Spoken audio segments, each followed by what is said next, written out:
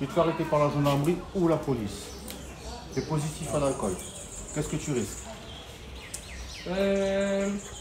Un retrait de poids sur le permis. Les élèves du lycée agricole Angelo Lorette s'informent sur les bonnes pratiques routières avec, pour commencer, cette simulation à l'aide d'un masque de conduite en état d'ébriété. Faut pas boire de l'alcool parce que ça peut être dangereux et on n'est pas conscient de ce qu'on fait. L'alcool c'est dangereux. Quand on conduit alcoolisé, on se met en danger, on met en danger les autres aussi. Et il faudrait faire attention pour plus tard. Même l'enseignante s'est prêtée à l'expérience, consciente que, vu l'âge de ses élèves, c'est le moment idéal pour les sensibiliser. C'est important d'avoir cette sensibilisation-là aujourd'hui, surtout quand on a entendu les dernières infos ces derniers temps, beaucoup de jeunes. Donc, moi je suis à fond pour ce genre de sensibilisation.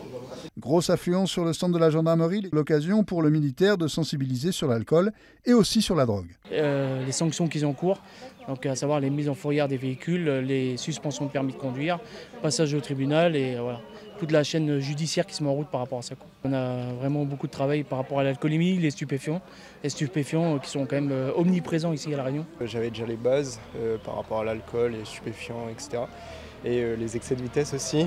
Et je trouve que c'est une bonne chose quand même, la prévention. Après moi personnellement je consomme pas de drogue et pas d'alcool. Toujours spectaculaire lors de ces journées de la sécurité routière, la voiture tonneau. C'est jamais pareil, le public n'est pas le même.